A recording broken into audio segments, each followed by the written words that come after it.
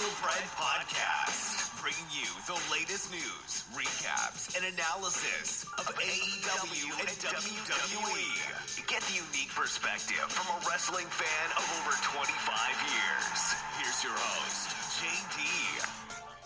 What's going on, guys? This is Jaydee, and this is episode 118 of the WrestleBread Podcast. So, as you see, I started a little late, and this week was a bit rough.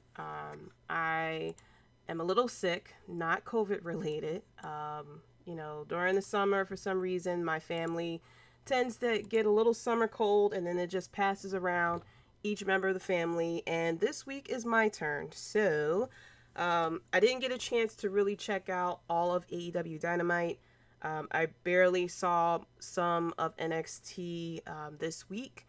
So most of this episode will be concentrated on Money in the Bank and Raw, and some things that I did catch that I looked up that happened on AEW Dynamite, some big news and surprises that happened this week.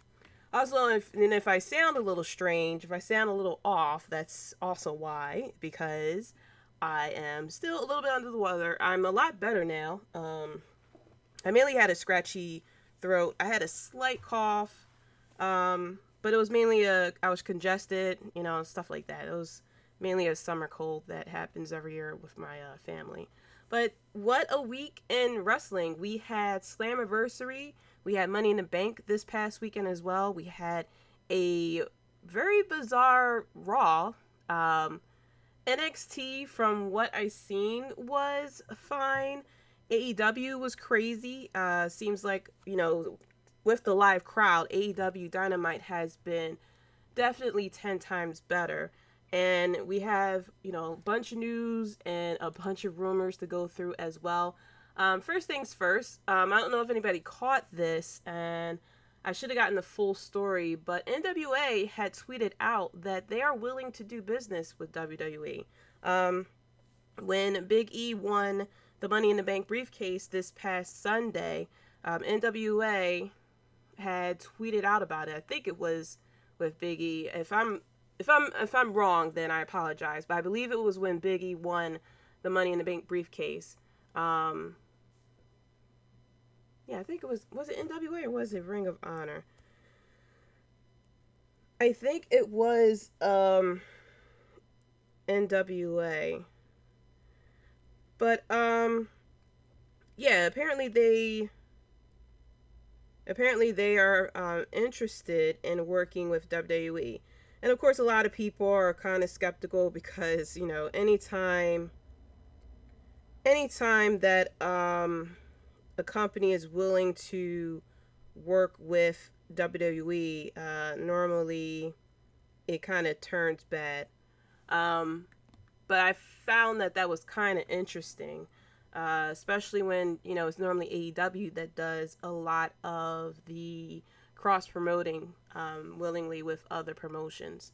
Another piece of news is that Summerslam will be coming to theaters this summer. I actually saw this actually came out earlier today, and I thought it was a bit strange that they're deciding to come back into theaters. I think it's a clever idea, but they really have to present to people, like give an incentive of why, instead of paying the $6 or getting some or watching an illegal stream or something like that.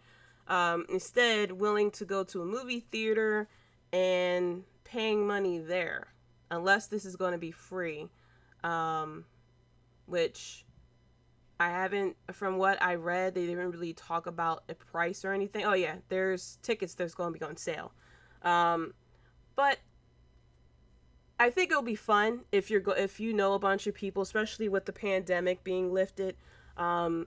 If you are wanting to watch SummerSlam with a bunch of friends, or if you want to watch with a bunch of strangers, who's going to get rowdy, because SummerSlam is one of the events of the year where WWE at least try their best to book a pretty good event. So I think it's a I think it's a good idea as far as people coming together, especially those who are unable to go all the way to Las Vegas this year. But you really still have to give an incentive of why someone would pay to go to the movie theater instead of having something at their house and have people come over to said house. Yeah, you know, you gotta worry about food and stuff like that, but you really gotta sell it here. But like I said, I don't know how much the tickets are. There is a website for you to purchase tickets, and it's in a limited amount of locations. So looking here, the only spot in Pennsylvania is Bridgeville, which is not Philadelphia at all. So neither mine. It looks like it's in other places. Let me see if I go to, yeah, even in New York, it's not really in New York City. It's in Yonkers, White Plains. So, you know, I can take that rumor back. But I thought it was a bit of a unique idea to have SummerSlam take place in a movie theater, kind of to entice people to get together and watch SummerSlam together with other people. So going into the events, so I did watch Slammiversary, and I can't really talk too much about like storylines or anything like that because I don't watch a lot of Impact, especially weekly. I mainly just tune in to the events, or I try to catch the shows whenever I can. But I haven't watched Impact since the last event, which I completely forgot it was. So, I think it was Rebellion. I'm not 100% sure. So I can't really talk too much about the story or anything like that, but I will go through some of the matches here. First of all, the Ultimate X match for the Impact X Division Championship. Crazy. Now, of course, I've seen the Ultimate X match before, and I always thought it was a very unique idea because you have a bunch of cruiserweights, high flyers, so it would make sense that, you know, you have the X rope and they have to climb across in order to reach the belt. So in this, we had Josh Alexander, Ace Austin, Chris Bay, Petey Williams, Rahid Raju, and Trey Miguel. Of course, Trey Miguel had teamed up, who is now MSK, when they were the Rascals. This was a crazy match. There was, I call it the human centipede of submissions. I think it was Josh Alexander who was up on the ropes above the ring, and he had been down. He had Chris Bay in an ankle lock, and I think it was Petey Williams who had Chris Bay in a submission, and then or no, I think Chris Bay had someone else in a submission. It may have been Ace Austin or Raju. And then you see, I think it was Trey Miguel who had like a headlock type submission on someone else. It was just crazy. There was this like crazy assisted Canadian destroyer that happened. This was a crazy match. This match lasted for about 15 minutes. But it was a good pace as far as with the match. A lot of different spots. Each person got their chance to shine. In the end, Josh Alexander retained his title. The next match after that, there were a lot of unannounced people in the matches of who's going to show up. So in the next match, it was Brian Myers and Tenille Dashwood, who was going against Matt Cardona and a tag team partner of his choice, when ended up being his fiancee, Chelsea Green. And so they brought up the fact that Tenille used to date Matt, and now Chelsea is now engaged to Matt Cardona. So I thought that was... It was one of those, it kind of reminded me of the whole Lita and Matt Hardy type of saga that was going on. But in the end, this was a pretty quick match. But in the end, Matt and Chelsea had defeated Brian. I think Chelsea was the one who actually got the pin over Tenille. After that, it was, oh my gosh, there's a fly in here. After that, it was, Moose. No, not Moose. It was Eddie Edwards in the match, but I really didn't get a chance to really pay that much attention, to it. The next match that I did catch was Chris Sabin versus Moose. Now, this had, the crowd there, but it was a very small crowd, so it really wasn't a lot of, sorry. It really wasn't as big of a crowd as it normally is. So a lot of, I mean, there was chanting, there was cheering, there was booing and stuff like that, but it really wasn't that big of an impact. So Chris Sabin, he is from Motor City Machine Guns, and I was surprised that he really didn't get that big of a pop as, you know, he should have gotten, seeing as though of who he is. Moose coming out looking like Zeus, first of all. Chris Sabin is really good in the ring, and truthfully, I thought Moose was a lot better in the ring. He kind of gives me like Titus O'Neil vibes as far as the way he moves around the ring. Like, he's very tall, but he moves around like he's slightly unsure of what to do. There was a few spots that Chris was trying to set up that you can see that Moose was clearly like setting himself up for as well.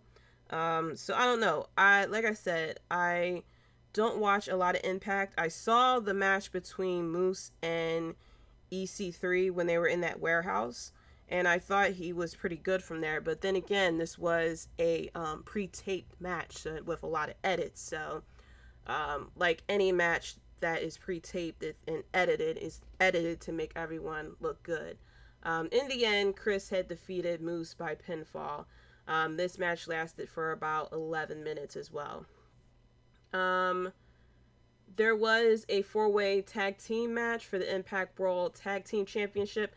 I really didn't get a chance to watch the whole thing, but I did see that there was a surprise entrant there. So we had the Good Brothers going against Violent by Design, against Rich Swann and Willie Mack, and then Fallah Bah, who was supposed to team up with TJP, but he got injured and he couldn't be in the match.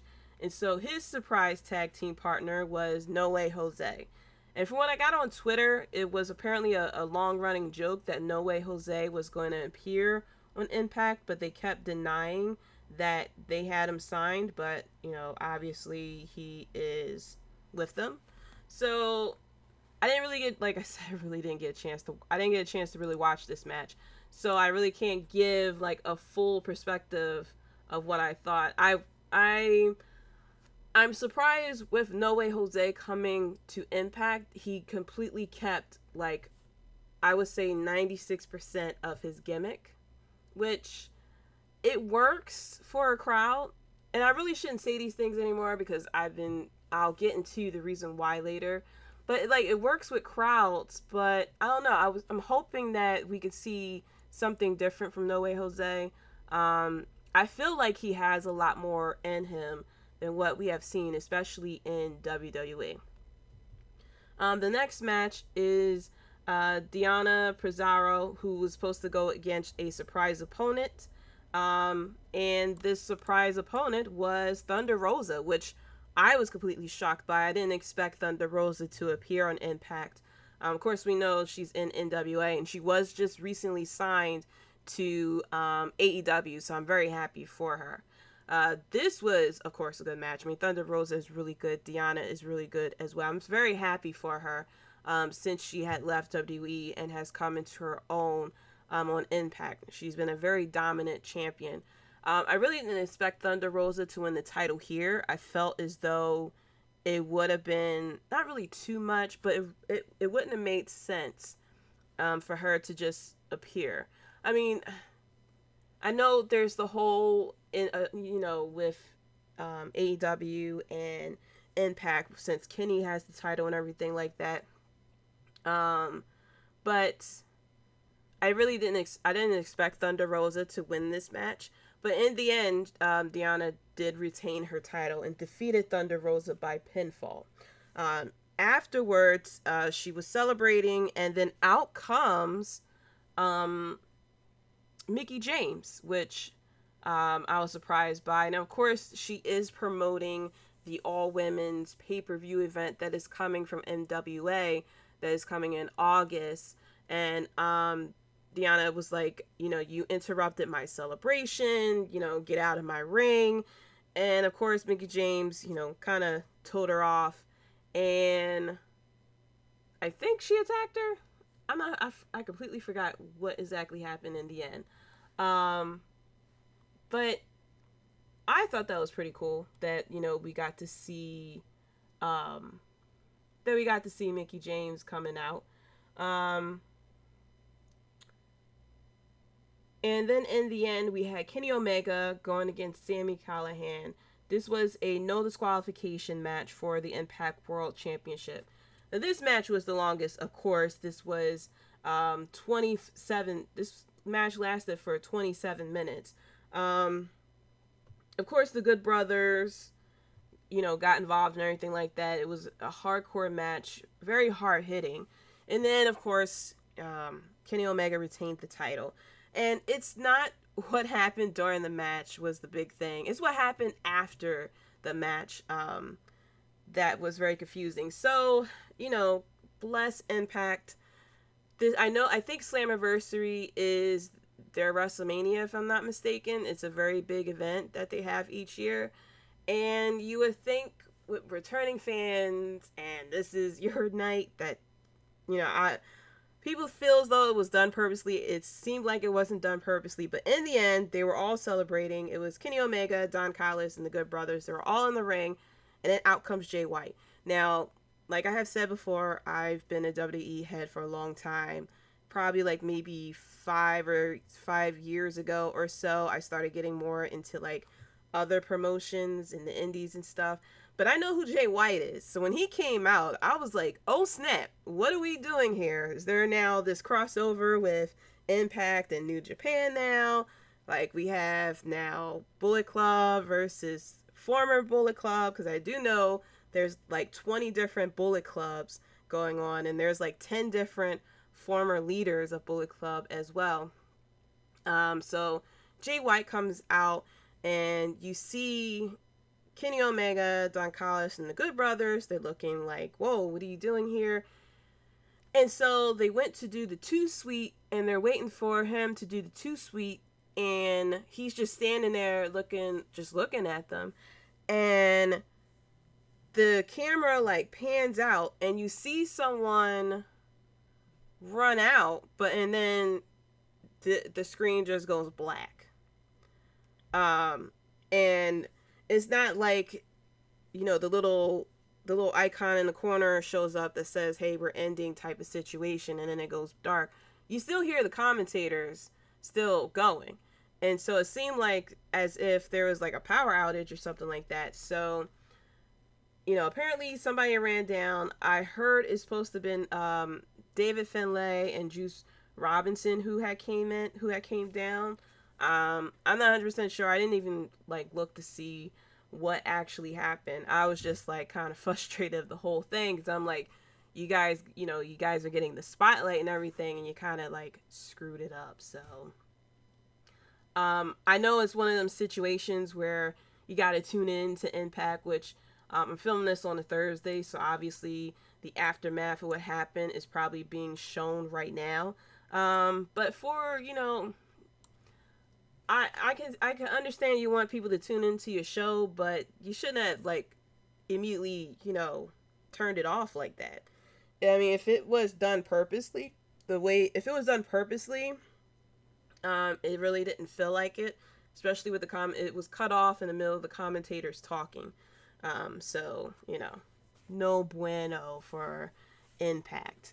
But I'll look into it as to what happened. I'll look into Impact tomorrow to see what happened with everything.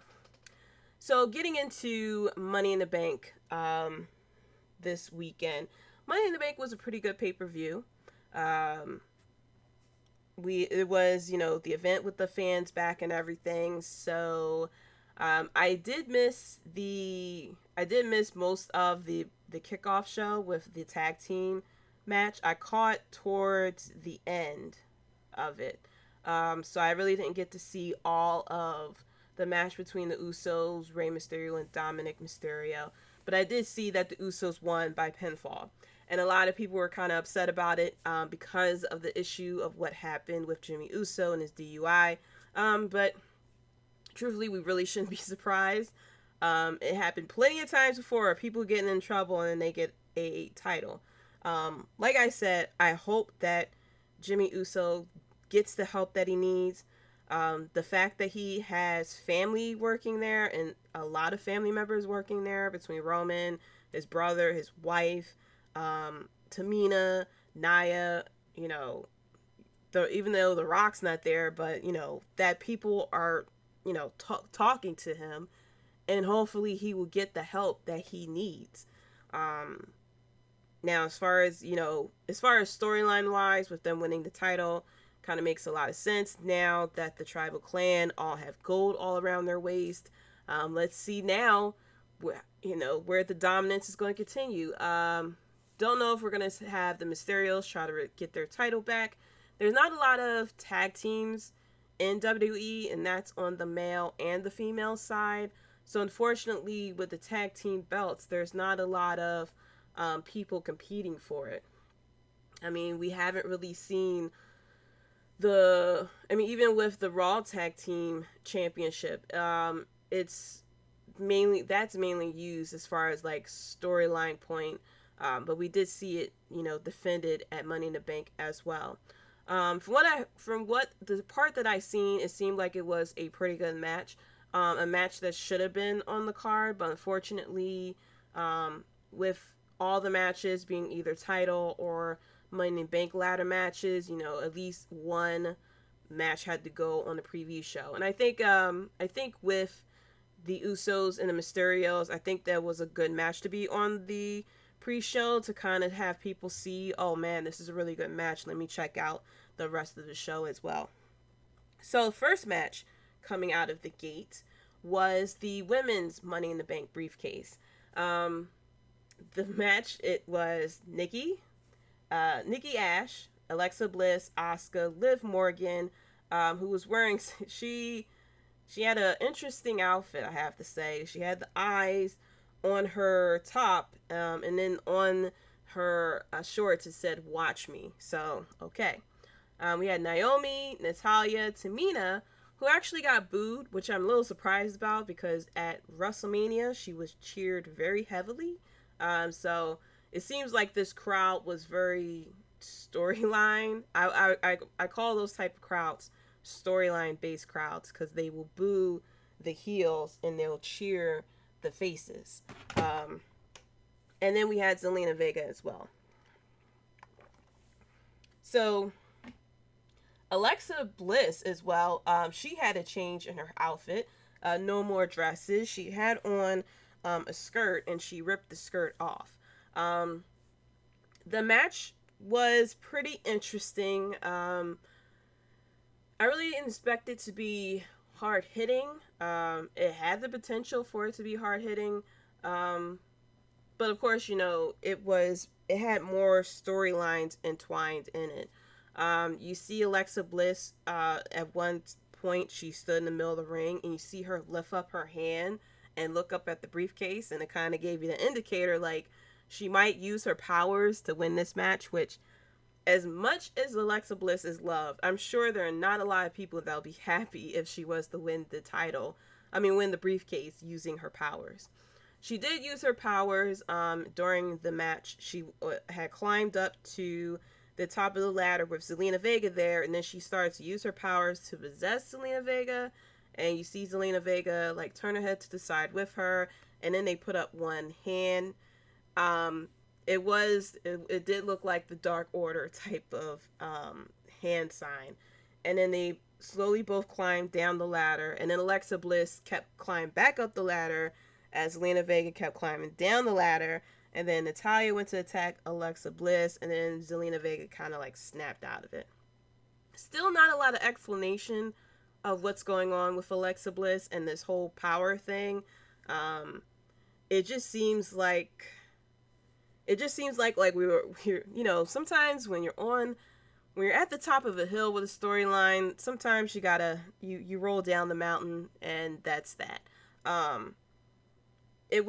She had such a great storyline with the Fiend, but now it's taking a very weird turn, especially with Lily coming in. I still don't know what the deal is with Lily. Is Lily going to turn into an actual thing? Is Lily going to actually talk or something? Is this like, I know it's the connection with the Firefly Funhouse, but some people feel as though she needs the Fiend again. I just feel like we just need to sometimes we just need to take a step back a little bit. I think the possessive powers is a bit much because it doesn't really explain it doesn't explain where she's getting this from. Like I'm appreciative of the fact that the student became the master type of situation between her and the Fiend, but she's getting powers that really isn't explained. Excuse me. She's getting powers that really isn't explained, and I don't know. I know that Bray Wyatt took time off because he still is like slightly mourning the loss of Brody Lee, but I don't know. I don't know. I just don't know where we're going with her. What's the end game with it? But I guess we just gotta, go along for the ride. Later on in the match, Alexa Bliss gets hit by a ladder, and I think it was Natalya who threw the ladder down on her first. And then all the women come in and start stacking ladders on top of Alexa Bliss. And Natalya cracked me up because there was a fan that was right there that was either booing or they were like heckling her. And she looks over at them and she goes, "She deserved it." So I thought that was a bit funny. And then with Alexa, buried under all the ladders and everything, we started to get a major fight on the ladders as well. A cool spot Nikki A.S.H did. She had climbed on top of the ladder that was outside the ring, and she jumped off the ladder onto the women. Slight scare though, because when she went to jump off that ladder, the ladder kind of moved under her feet, so luckily she was still able to make it to the women. Luckily she was able to make it onto the women, but still, they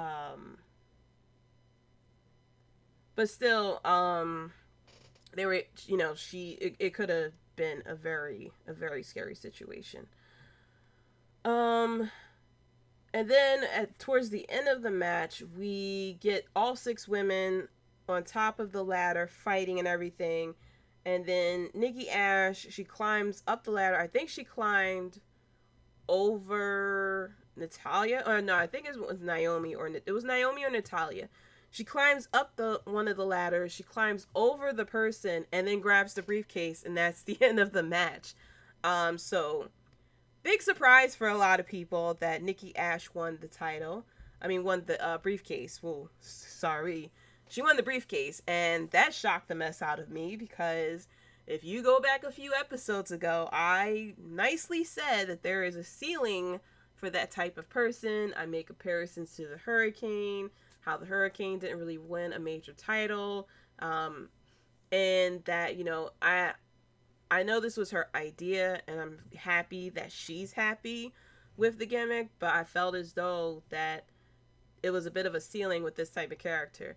And on Sunday, I definitely ate the words because she won the Money in the Bank briefcase. She was very happy. You see her start to cry. The crowd was like 100% behind Alexa Bliss.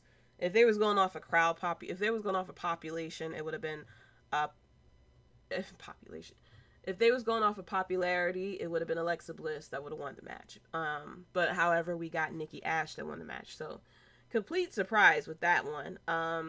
But it wasn't the best women's Money in the Bank, but it was a unique ending. You know, you would think for when they start fighting at the top of the ladder that someone would just simply reach up and grab it instead of concentrating on the fighting. So, you know, unique type of end. Next up, we had AJ and Omos going against the Viking Raiders. We had, first of all, Omos was very good in the ring. He's gotten 20 times better in the ring than when he started out. So I forgot who it was that has been training him, but he's been doing a lot better.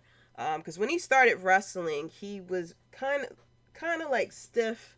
Did like one move, like per like 5 minutes or something. But you can see like he's gotten a lot more comfortable in the ring. So there was the spot where Omos had grabbed AJ Styles and threw him over the top rope, and AJ Styles did a hurricanrana on one of the members of the Viking Raiders. I forgot who. Towards the part of the match, the Viking Raiders was attacking Omos, and I have to say, some of the selling he was doing kind of reminded me of like Mortal Kombat, when someone gets stunned and they stand there and they're like a little wobbly. It kind of reminded me of that. The crowd was pretty hot for this match. The crowd was definitely very loud and, you know, loud and active during this match, which kind of made this match 20 times better, because I felt as though we seen this matchup. It felt like we saw this matchup plenty of times before, because of how many times we see, you know, AJ versus one of the members of the Viking Raiders, Omos versus the other member, 6-man tag team match, 8-man tag team match. So it felt like we got this match before, even though technically we really didn't get the match. But this was a good match. In the end, of course, AJ Styles and Omos had retained the titles. Oh my gosh. I don't know where my mind is going for saying AJ Lee. AJ Styles retained the titles. Next up after that was the match for the WWE Championship.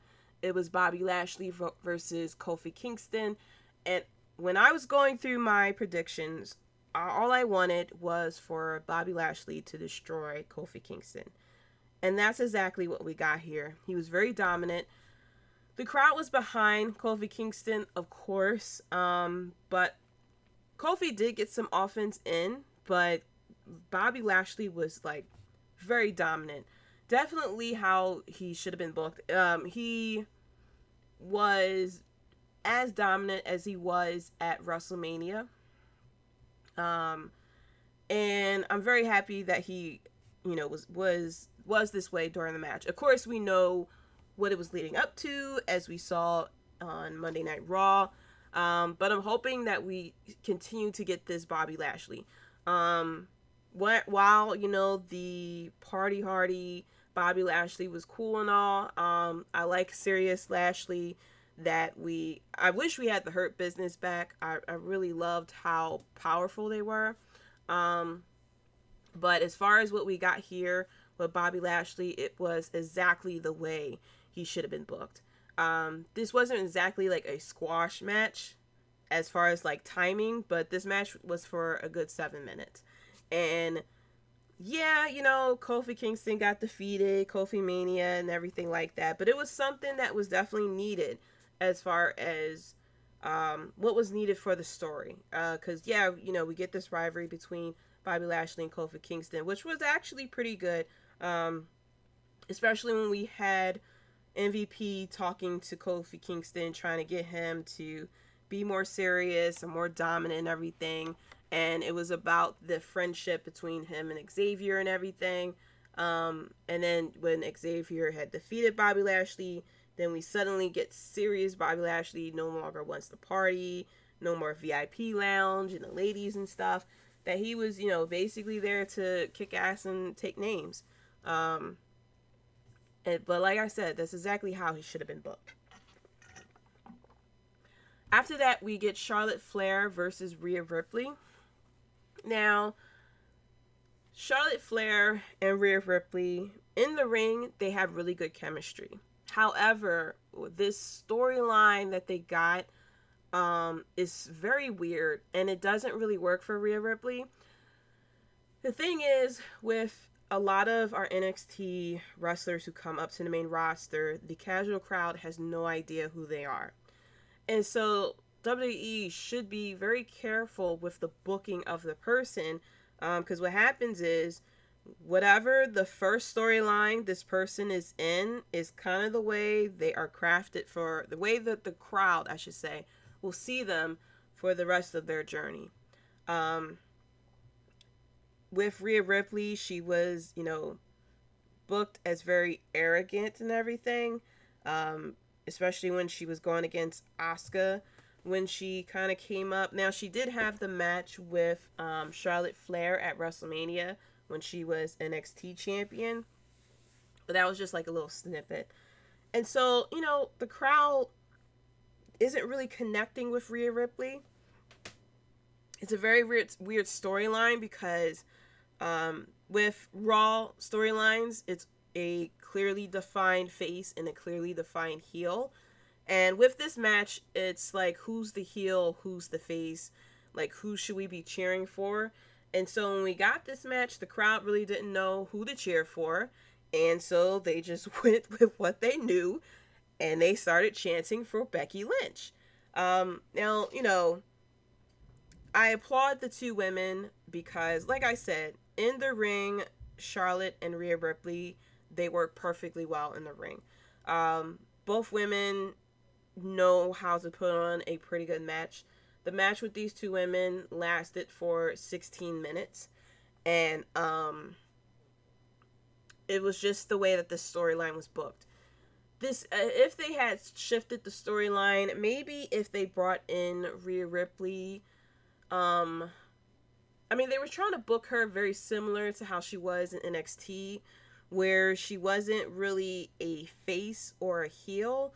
Like, she was just like a badass that just wants to, you know, kick ass and take names. Unfortunately, that doesn't work in the main roster. Now, in NXT, the crowd cheers for the talent of the wrestler. How, you know, they cheer for their favorites, whether you're a face or a heel. On the main roster, it doesn't work that same way because the crowd clearly cheers for a face or a heel, as we have seen with Roman Reigns now that he is in front of a live crowd. He's in front of the casual crowd a lot more. And so what we've been seeing online and on Twitter, where he is loved and cheered and everything like that, when he's in front of the live crowd, he is getting booed because he is technically a heel. And so a lot of people go to the wrestling shows, they kind of stick more to the storylines versus kind of getting to like the behind the scenes type of situation that a lot of us love to do. And so the crowd clearly confused of who to cheer for, so they start chanting that we want Becky Lynch. Now, Charlotte Flair and Rhea Ripley, they did such an awesome job in this match that the crowd went from we want Becky to this is awesome. So both women should definitely be very happy for what they did in the ring, because it's very difficult to turn a crowd. To turn a crowd from against the match to, you know, going along with the match and just like being putting 100% of their attention on the match, especially for a women's match. So kudos to those two women, because the we want Becky Lynch, we want Becky chant was pretty almost, it was like damn near CM Punk type of level.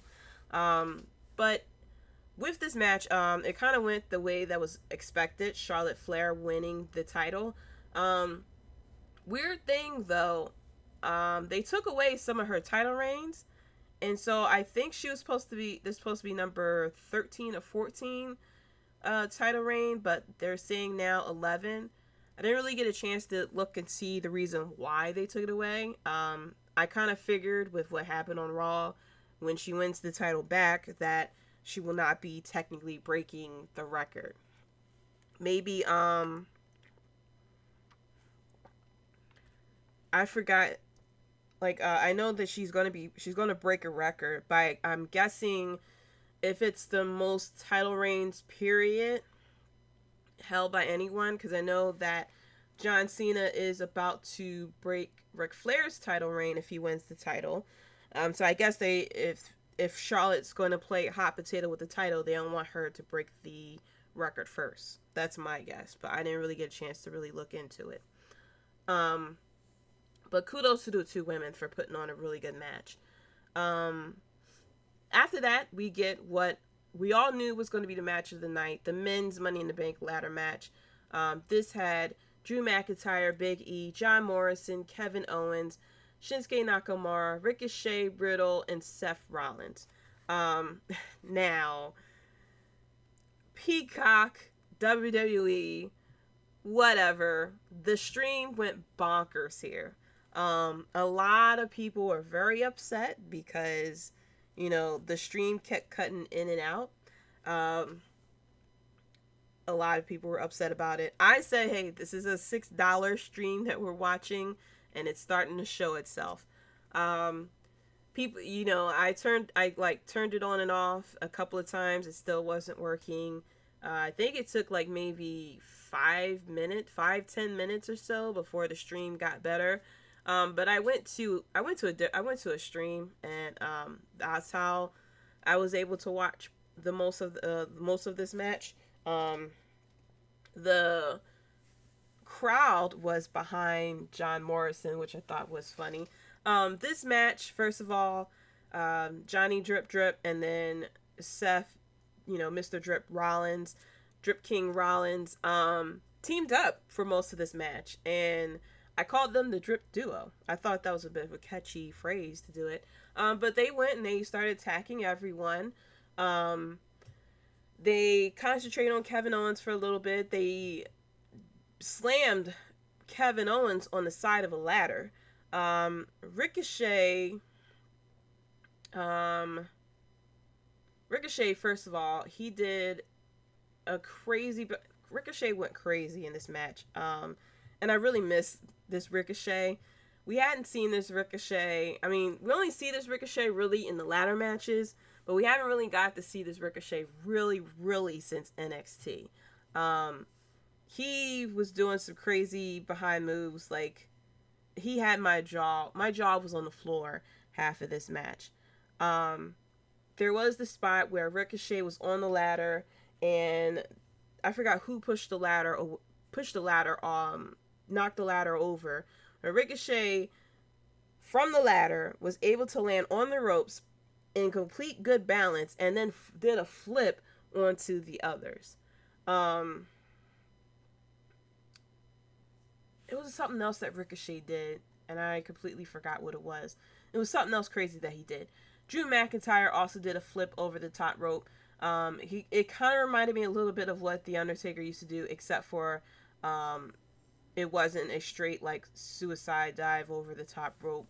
Of course, Jinder Mahal's men comes out, takes Drew out of the match, starts attacking him, and then they dragged him to the back. So that was that as far as with Drew McIntyre. They set it up a ladder bridge, and KO was powerbombed, first of all, by Seth Rollins. Seth Rollins, I hope KO is okay. But Seth Rollins powerbombed Kevin Owens onto the ladder bridge. You can clearly see that he was hurt.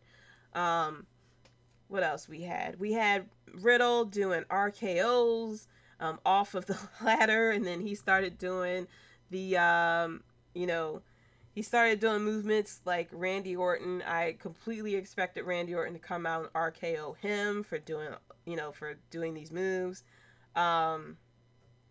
We had Shinsuke Nakamura, of course, going crazy and everything like that. This was a crazy behind match. In the end, we saw Big E. He did the big ending off of the ladder. I think he did it onto... I think it was Seth Rollins. And then Big E climbed the ladder and got the briefcase. And so Big E is the one who won the Money in the Bank briefcase, which a lot of people had wanted. I thought it would be Seth Rollins. I didn't think that they was going to pull the trigger on Big E, but I'm completely happy that they did. He is the first African American to win the Money in the Bank briefcase, because I did see someone mention that and I had to like look it up, because I thought Naomi, well, I thought Naomi had won it for some reason, but I completely forgot. It was Carmella, and then Asuka. So, very happy for Big E. I'm happy that, with his singles run, that we're going to get to see a lot more from him. I thought he would continue his feud with, Apollo Crews. That's why I didn't think that he was going to win the briefcase, but I'm completely fine with him winning the briefcase. This could lead to him maybe challenging Bobby Lashley, or if it's Goldberg who wins the title, he could go after the tribal chief. Who knows? But I am ready to see what's going to happen with Big E in this briefcase. So then we come to the main event, Roman Reigns versus Edge. This is for the WWE Universal Championship. Of course, with Edge coming out, big pop for Edge. There was some boos for Roman Reigns, but before the match started, the crowd was so hot, there was dual chants for both. There was dual chants. Half the crowd was cheering for Roman Reigns, the other half was cheering for Edge. Of course, I damn near lost my voice. Well, I didn't lose my voice, but I was definitely singing Edge's song when he comes out, because how could you not sing his theme song when he comes out? Pat McAfee, first of all, was awesome during the Money in the Bank briefcase. He has been growing on me a lot, as far as his commentating. And I do like the fact that he's not exactly a heel or a face, that he's just like, he's like a wrestling fan who like won a contest and got the chance to be a commentator for the day or something like that. He kept making a lot of references, which a lot of people were catching on. He said that during this match, that Edge's eyes were fluttering like Peacock was, so he made reference to the troubles that we were having. There was, of course, we all knew some of the spots that was happening. Of course, we knew eventually the referee would go down so that the Usos would come out and help Reigns possibly retain the title. Roman Reigns was speared into the barricade. There was a lot of back and forth between the men. Of course, towards the end of the match, the ref had went down. The Usos come out to try to help out Roman Reigns, but the Mysterios were very right on their heels. Grabbed them before they could even really get into the ring, started fighting them, and then the fight led to the backstage. So we saw that the Usos weren't really going to interfere. Edge was able to spear Roman Reigns. He goes to pin Roman Reigns. Of course, the ref is down. The ref was actually taken into the back, so I don't know if he was actually really, really hurt, or if that was part of the storyline for him to be removed from the match, so that he can't really say can't really go off of the interference because of where he landed. When I think Edge like backed into him, and then his knee quote unquote buckled when he fell. And so when he fell out, he fell in front of the ring facing the stage. So I guess they had to, take him away so that whoever interferes, the ref won't be able to really see. So once Edge went to pin Roman Reigns, of course, there was no referee out there. Seth Rollins comes out. He goes to super kick Edge, and Edge was laying out. Edge also grabbed the chair and did the crossface on Roman Reigns as well. But once Seth Rollins had super kick Edge, you see him and Roman Reigns kind of stare down. So it's kind of a little foreshadow of the coming feud that would be coming between these two guys, because Seth Rollins definitely wants the Universal Championship, of course. But Roman Reigns is the one who holds it, so it could be former Shield member versus former Shield member. Maybe they will team up since they have a common enemy in Edge as well. But Seth Rollins then leaves out, so we get Roman Reigns, who eventually defeats Edge by pinfall once the second referee comes out. Roman Reigns is in the middle of the ring. He goes to grab the mic, and with his perfect teeth, sat there and said 2 words, "Acknowledge me." And as he's looking into the camera, next thing you know, and his name is John Cena. And so, oh my gosh, Michael Cole freaking out on the top of his lungs, like, oh my god, oh my god, oh my god, it's John Cena. And Pat McAfee, one word, best moment of this whole thing, said, "Where?" Of course, continuing on the meme of you can't see John Cena is invisible. The pop for John Cena was crazy, though. Biggest pop of the night, of course. John Cena got a lot smaller. He doesn't have to be that strong for Hollywood. I clearly saw it in the calves, man. The calves were a little bit smaller than the last time we saw him. Cause when you're in a movie of driving cars and stuff like that, I know he's in Suicide Squad, but he did recently do Fast 9. I want to say 10, but I know it's 9. You don't have to work out the calves in order to hit the gas pedal. So John Cena comes out and he is in the ring, playing to the crowd while the whole 5 minutes of his theme song is playing. And then he stares at Roman Reigns. He does the "you can't see me." And then he goes to climb the rope. And then that's how the show goes off. And I'm like, are you guys taking notes from Slammiversary or something? Like, why are we cutting the show off? Now, of course, they did that just so we can tune in to see what happens on Raw or Smackdown or whatever. But I really didn't understand why we turned it off there. Of course, obviously, something else was going to happen. I wish they would have took 2 extra minutes so that we can kind of see what happened afterwards. So going into Raw. Raw opens up. We are in Dallas, Texas. And John Cena comes out to another big pop. I saw at least 50 people in the crowd wearing the exact outfit that John Cena was wearing, who was wearing the exact outfit that he wore at Money in the Bank briefcase. He comes out, plays it up to the crowd, of course. He mentioned the 11-year-old kid that was in the crowd who's celebrating his birthday, and he was saying, what's the reason why I'm back?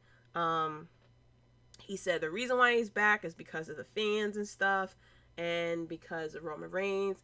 And he said because Roman Reigns is an asshole. Now, of course, they bleeped out the word asshole, but I'm a little shocked that he said it live in front of the 11-year-old kid who was celebrating a birthday. He made the joke about, yes, he is there to hype up his upcoming Suicide Squad movie, and I was sitting there like, when you see stuff like this, it definitely takes your mind back a couple of years ago, back when it was the once-in-a-lifetime match between him and The Rock. And I definitely remembered when John Cena cut a couple of promos about how The Rock then went Hollywood and how he turned his back. Now, John Cena, he apologized eventually for what he said to The Rock, because of course he turned around and did the same thing.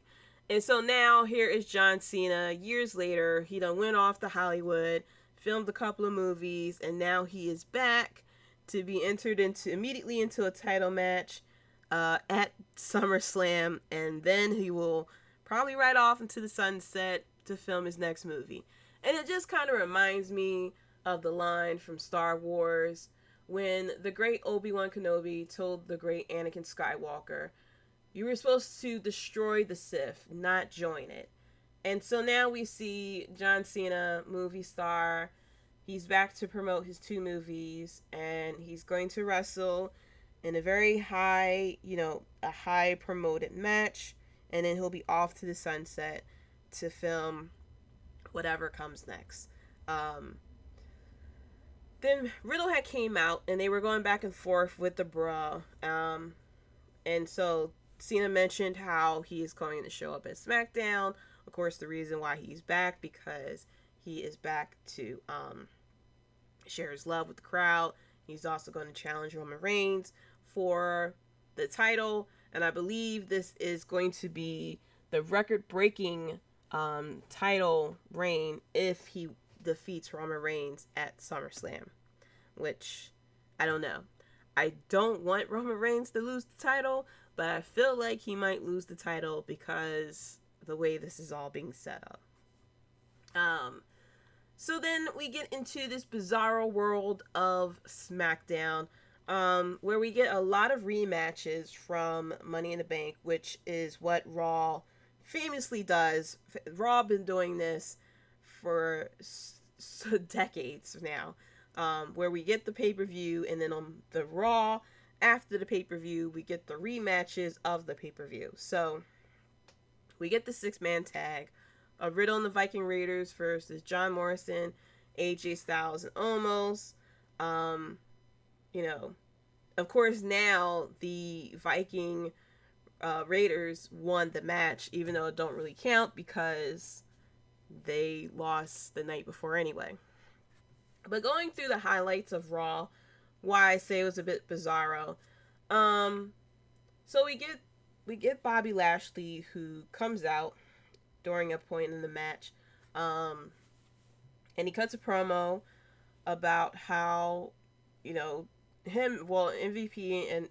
had cut the promo about how, dominant they were, and they decided to do a open challenge to anyone who was brave enough to face him.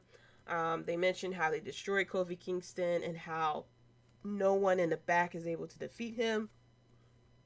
And then out comes Keith Lee. And so I really didn't get a chance to catch Raw live. I actually had watched it back on Hulu. But I saw Twitter, and I saw the firestorm that happened when I logged on when Raw had went off, and how everyone was going crazy for a lot of things to happen on Raw. This being one of them. So we get a returning Keith Lee. The crowd had cheered for Keith Lee. And we have Keith Lee versus Bobby Lashley. This was an open challenge. Now, the way that I read it on Twitter, people were saying, he lost and this, that. It felt like he was squashed. But when I watched it, now stick with me here. When I watched the match, Keith Lee did have some offense. He showed off what he can do. Storyline wise, it would make zero sense for Keith Lee to have won this match. First of all, he would have defeated the champion, especially after a very dominant night that the champion had the night before. I think it made perfect sense for Bobby Lashley to win the title. Now, truthfully, maybe this wasn't exactly the spot that Keith Lee should have had.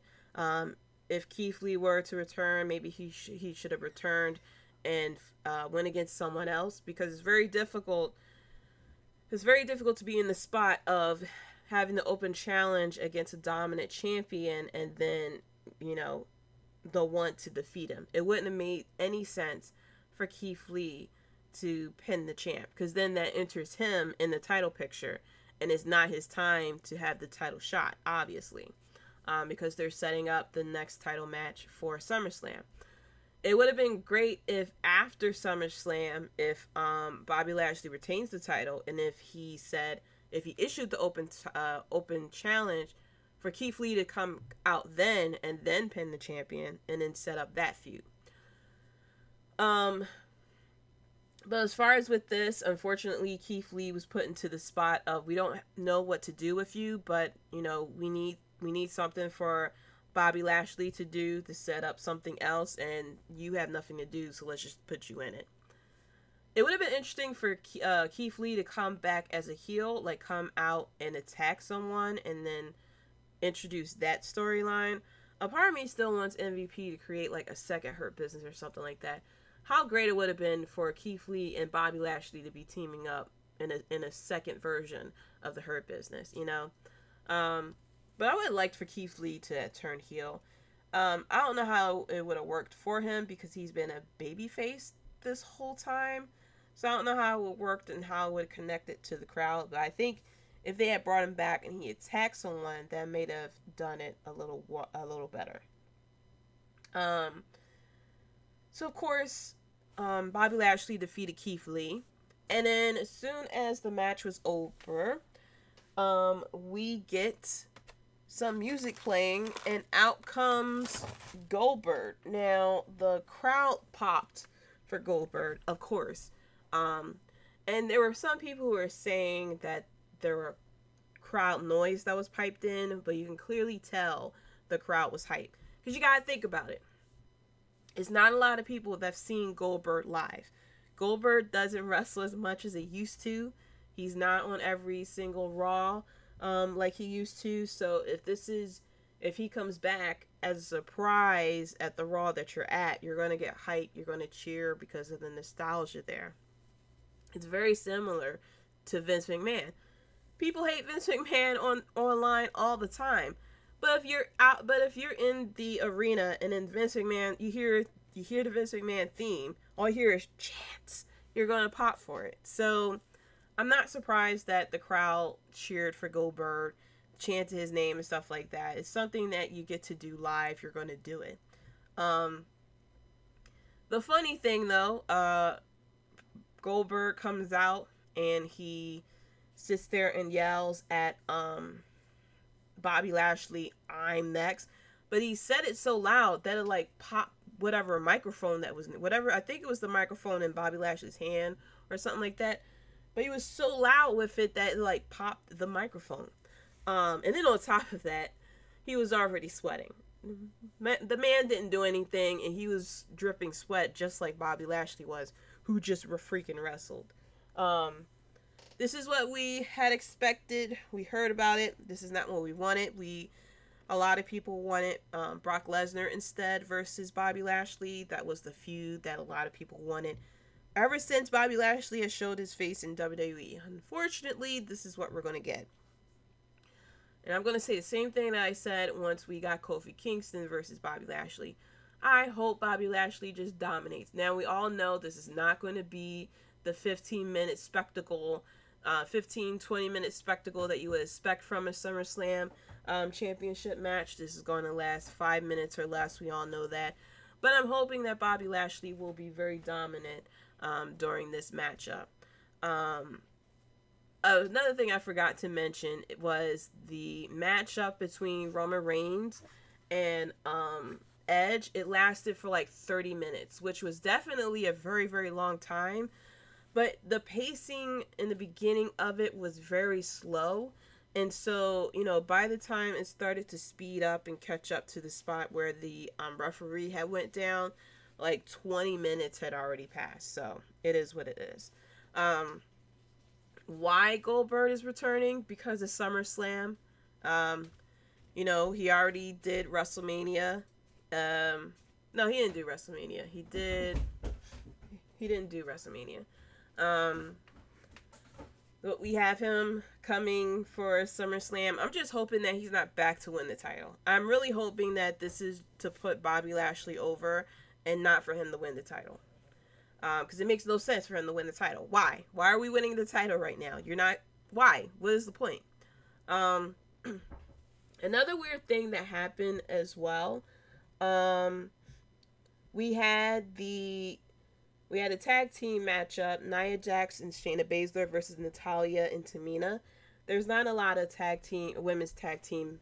There's not a lot of female tag teams in WWE anymore. And so, unfortunately, we're limited to how many people is going against Natalya and Tamina for the title. And there's been so many times these women can go against each other, but unfortunately, it is what it is. The match was pretty short, and then afterwards,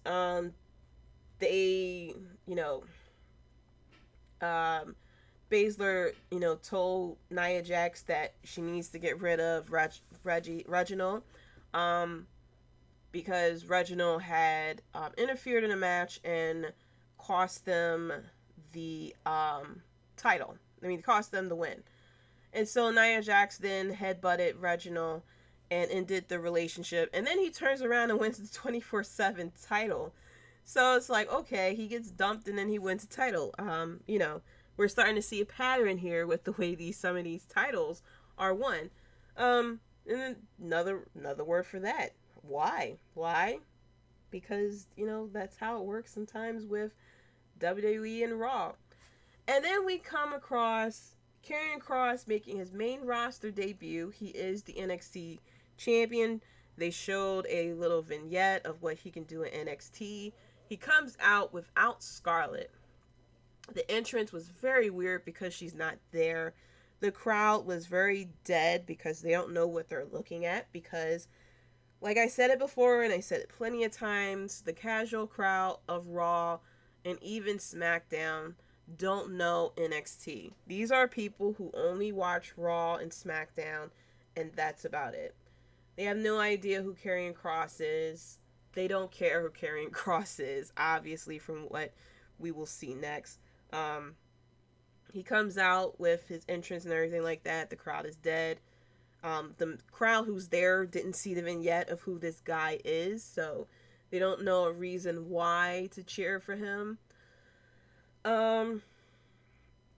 Jeff Hardy comes out to a big pop, and he got his old theme back, which was surprising. His old theme back, No More Words, entrance music. The crowd was definitely behind him, of course. But the nostalgia and the fact that it's face versus heel. And the match between these two guys was pretty short. Karrion Kross, of course, started off very dominant. And every time that Hardy went and got some offense, the crowd was behind him. He hit the twist of fate, and he went to go for the Swanton Bomb, but Karrion Kross had got up and went to counter. And Jeff Hardy had countered, and he did the, he pinned him, and then he put his feet on the rope and won the match. And so the most dominant man in NXT, who has been undefeated, who has faced so many people who should have won, who should have got the honor of, defeating him for the first time, it goes to Jeff Hardy on an episode of Raw in under 4 minutes. Why? What was the point of this? Why did we bring up Karrion Kross onto the main roster as the NXT champion? What was the point of this? Raw is all about storylines and everything, and it seems like they're doing a storyline because they interviewed him after the match in the ring to a crowd who didn't care, and they said, what do you got to say for your first, you got defeated by Jeff Hardy, your first defeat? And he said, Jeff Hardy made a big mistake and everyone has to fall and pray. The crowd had no idea what the fall and pray meant, or else they would definitely have said it as soon as he said fall and pray. And I don't understand what is going on. I'm guessing he's going to eventually lose the title and be on the main roster permanently. And my point is, why? What was the point of this? I'm just slightly disappointed because there were people who could have defeated Karrion Kross and got the honor, quote unquote, of defeating him, for first victory, and especially winning the title, which seemed like that's where we were going between him and Samoa Joe. It felt like Samoa Joe would have been the perfect person, truthfully, to give Karrion Kross his first defeat and lose the title. It felt like it was a slow burn to that lead up, just for it to be, completely squashed on a 4-minute match on Raw. Now, I don't know if Triple H and Stephanie McMahon had an argument or something like that. Vince McMahon caught wind, decided to punish Triple H by taking his most prized possession, bring him up on Raw, and get crushed in 4 minutes. I don't know if that's the choice. I don't know. I would love to know the reason why we decided to do that. What was the thinking behind that match? And then we get for the main event, Charlotte versus Rhea Ripley. She comes out earlier in the show and she bragged about becoming the 11-time women's championship, and then Rhea Ripley comes down and joining the ring, and then they decided to face each other later on that night. Like I said, reruns of whatever happened in Money in the Bank briefcase. So the match starts, the women go back and forth. Towards the end of the match, Charlotte decides, you know what, F it. She takes her title and leave. Rhea Ripley gave chase, and that's when Charlotte nailed her with the belt, and she lost by disqualification. Of course, she retains the title because it's a DQ. Rhea Ripley comes out, starts beating down Charlotte. As she's beating down Charlotte, Nikki A.S.H's music plays. Rhea Ripley throws Charlotte in the ring, and then Nikki A.S.H decides to cash in her briefcase. She climbs up to the rope. She starts screaming, "Get up, get up, get up, get up." Charlotte gets up. Nikki A.S.H hits her with a crossbody, gets the pin, and then we got a new Raw Women's Champion, and it's Nikki A.S.H. The woman who I said has a ceiling on her gimmick. She done broke the ceiling on my ass, and now she is the Raw Women's Champion. She pinned Charlotte. Like, in the record books, it's going to say that Nikki A.S.H cashed in on Charlotte and won the title. And so, this was very crazy. And the only thing is the reason why I'm saying why for this segment is why we get such a rushed cash-in. Now, we have gotten rushed cash-ins before. We had cash-ins on the same night. We've seen that when Dean Ambrose, I believe it was, won the Money in the Bank briefcase. That was the night that all three Shield members had the title for a moment in the same night. We seen it with Kane, if I remember correctly. He won the Money in the Bank briefcase and cashed in later that night as well. And so it's not very weird for people to cash in on the same night. I guess Nikki A.S.H saw the opportunity immediately and immediately decided to take it. And apology to Nikki A.S.H. I thought there was a ceiling to her character. I thought maybe she would win the women's championship because she is technically on Raw, but I definitely counted her out for the Money in the Bank briefcase. I counted her out as far as winning the championship. If you had told me that she would have defeated Charlotte to win the title, I wouldn't have believed you. But I'm happy for her. You know, it is a gimmick that will get over with families as far as her being the superhero. I feel as though we didn't really get that much of an opportunity with her with this gimmick because she's been thrown in with a lot of the 6-woman tags and, you know, a lot of tag team matches and stuff like that. And we didn't really get to see Nikki A.S.H really like strictly one-on-one so that we can get more of her character. So as far as that aspect, I'm a little surprised that she's the champion. But I'm guessing that they're doing this now so that then they'll flush out her character in the promos and stuff like that. But I guess that's what we're going to get now. But I'm happy for her. You know, she is now the Raw Women's Championship. Very interested to see where this leads because we're working towards SummerSlam. So I don't know if this is the situation where they're what they had did before, with Damien Sandow, where you do the cash in to kind of get the briefcase out of the way. Because Damien Sandow, he cashed in the briefcase at a very random and weird time. He cashed in on John Cena, but he cashed it in, you know, face to face instead of waiting for John Cena to be down and then cash it in like a lot of people do. So I don't know if they made her cash in very quickly so that she can have the title and then they'll move on to whatever the SummerSlam matchup is going to be with the Raw Women's title, which I hope is not. I mean, she could have definitely held the briefcase until after SummerSlam and then cash it in. That way she gets an actual lengthy title reign, especially if they want to work with her character. But I'm interested to see what happens on Monday Night Raw. We're down to we're down to about 3 weeks before Summerslam. No, about 4 weeks. SummerSlam's on the 22nd, I believe. So we got about 4 weeks. So, for them to flesh out whatever it is that they're going to do with the Raw Women's Championship.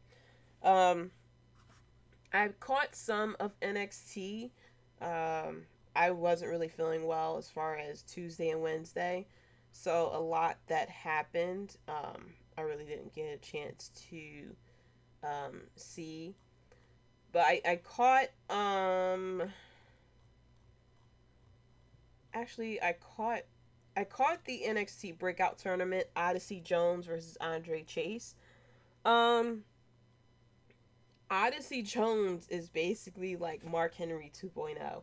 I could have sworn he even wore the same gear that Odyssey Jones was wearing.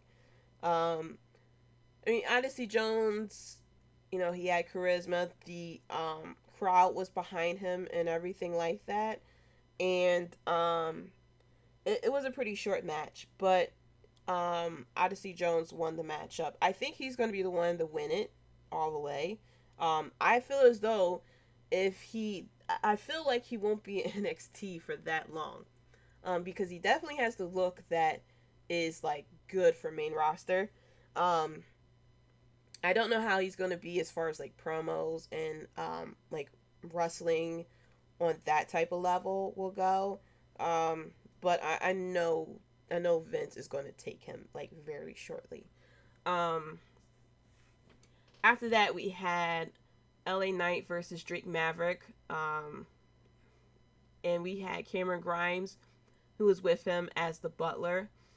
And first of all, Cameron Grimes is like, he is gold. Him and LA Knight, as far as this whole butler thing, is complete gold. And I would have to say it's one of the best storylines going right now in NXT.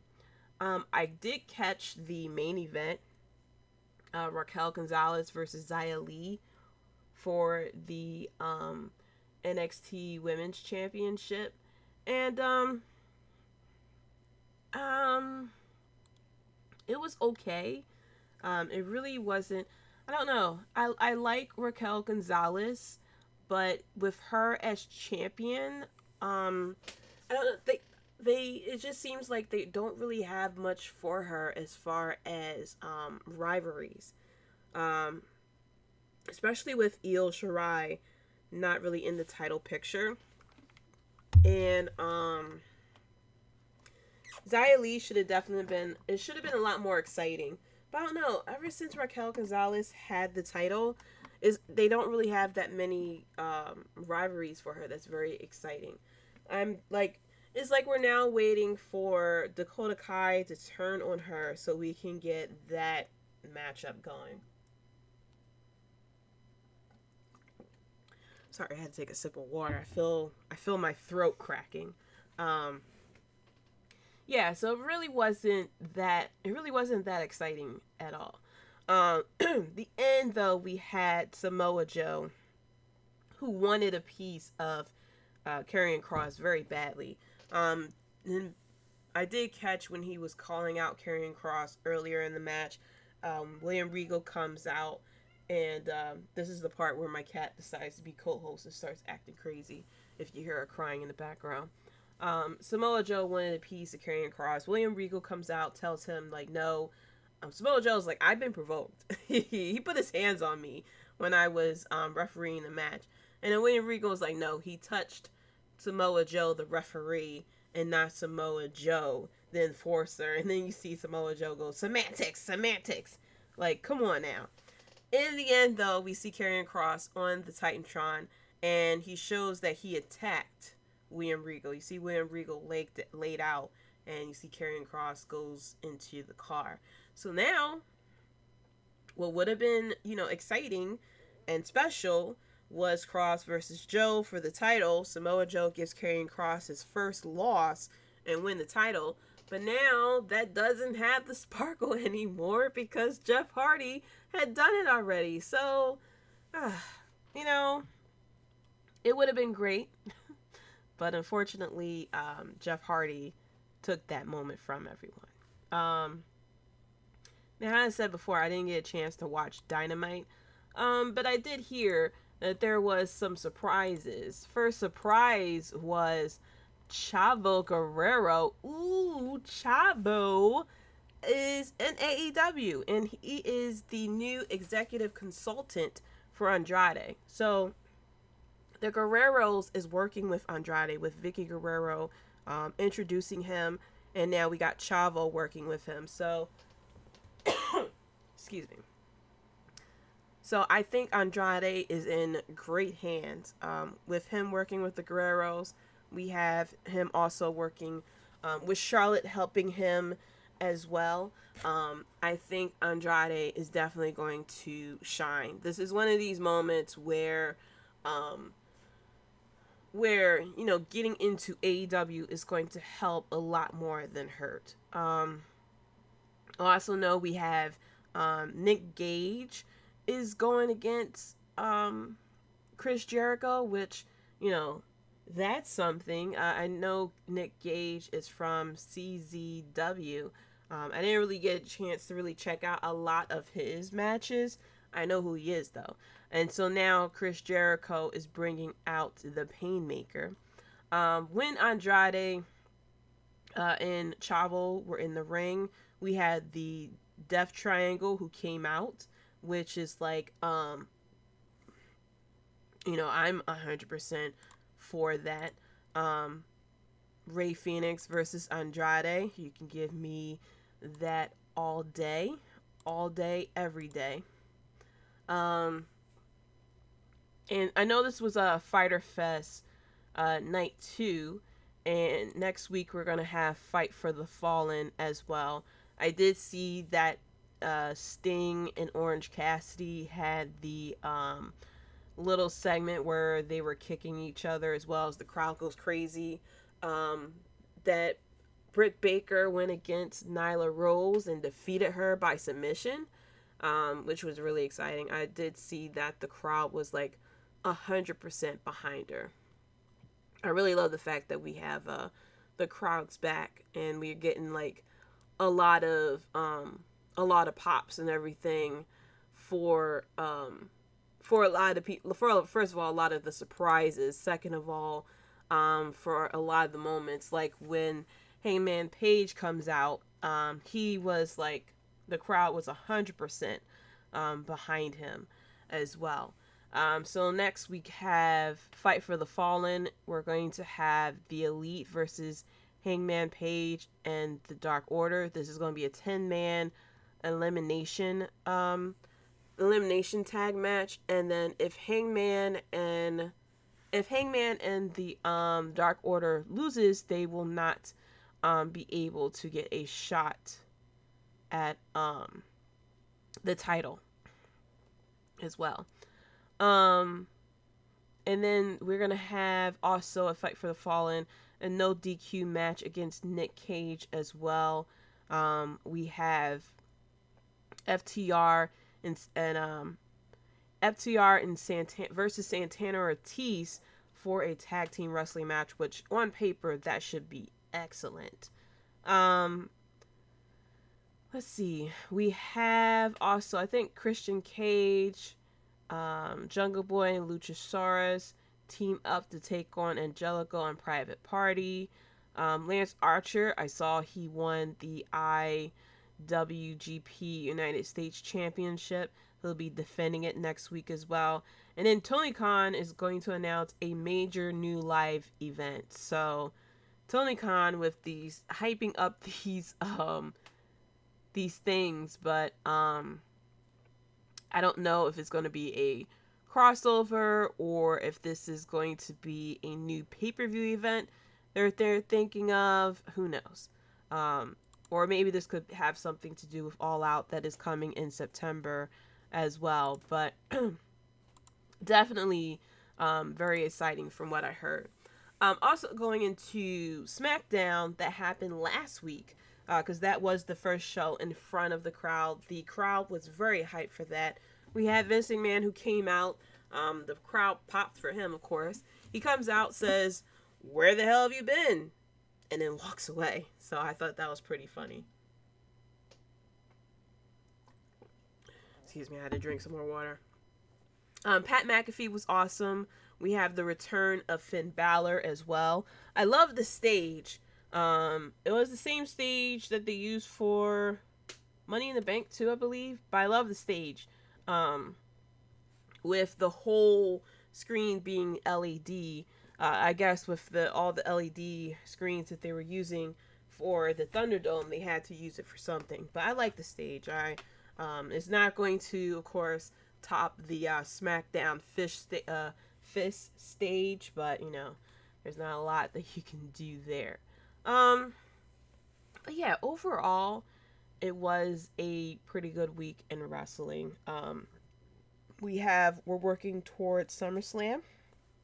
As far as with Raw and SmackDown, we're working towards the next NXT takeover, which I think is a SummerSlam takeover. I think they're having a takeover at SummerSlam. I'm not 100% sure either. We're working towards All Out with AEW. Of course, next week is Fight for the Fallen, and so the matches that I just announced is going to be there. We have the Olympics coming tomorrow, possibly. I mean, there was rumor that they might cancel it, but it's like, it is it's midnight right now while I'm recording this. And so I haven't seen that it was being canceled. So we have the Olympics coming out as well. And that's it for the WrestleBread podcast. Thank you so much for listening, especially if you're checking this out live. I really appreciate you staying up for me. Like I said on Twitter, I had a slight emergency. That's why I started pretty late. And also I kind of pushed back the time because I still wasn't slightly feeling well. I had a cough and I was trying to hold off because I didn't want to like cough in everyone's ear. I don't know exactly how I'm hoping I sound slightly normal. I may sound still slightly congested, but I hope it's not bad to your ears. I hope you're still with me at the end of this. But thank you so much for listening, like I said. Let me give out some shout outs. Shout out to Julian and Rob Bass from Wrestling Court Podcast and TournamentMinds.com. Keita and Jay from the Keita and Jay Show. Chris and Keita from We Talk Next podcast, which is featured on the Keita and Jay Show. Nando and Larry from Half K Podcast. Devin Hafiz from Clark Street Wrestling. And to all the other podcasts out there as well too. I mean, I interact with a lot of other podcasts too. Joe in the Ring, Straight Talk Wrestling as well, Top Rope Wrestling Podcast, Straight Talk, I think I said Straight Talk, Dirty Heels as well, Circle of Debate as well. Shout out to those podcasts as well. You can follow me on Twitter at JDC137. That's JAYDEE, the letter C137 on Twitter. You can also follow the podcast on Twitter at WrestleBread. You can also find the podcast on Instagram, Facebook, YouTube as well. Coming up next week is going to be a recap of Fight for the Fallen, NXT, Cena showing up at SummerSlam, at SmackDown, the aftermath of him coming face to face again with Roman Reigns. We got Seth Rollins versus Edge that is coming up as well. And there's some slight rumors going around too, with Daniel Bryan possibly being signed to AEW, which I think it'll be slightly crazy. Of course, there's going to be a lot of unique matchups that's going to be going on, but who knows how true that rumor is going to be. I think he is just going to go back to SmackDown and work more backstage, especially with the scare he has had as far as with his health, with his head injury as well. I think he may go, if he comes back to WWE, that he may do more backstage. But if he decides that he still wants to wrestle, I think more likely he will go to AEW. And kind of like, not really, if he wants to wrestle and decides to go with AEW, I think it'll be more for the type of matchups and the type of feuds that he would like to have before he eventually retires as well. But yeah, we'll see what's coming. We'll see what's going on in the next couple of weeks. We got Goldberg now back in the picture. Where is Brock Lesnar? I don't know if you saw the picture of Brock Lesnar with a head full of hair. We saw a picture of him. When is he coming back to WWE? If he's coming back, or if he's waiting for WrestleMania or Royal Rumble to come back as well. But who knows? Be sure to leave a review. Let me know your thoughts. Let me know your thoughts of Money in the Bank as well. And until next time, guys, peace.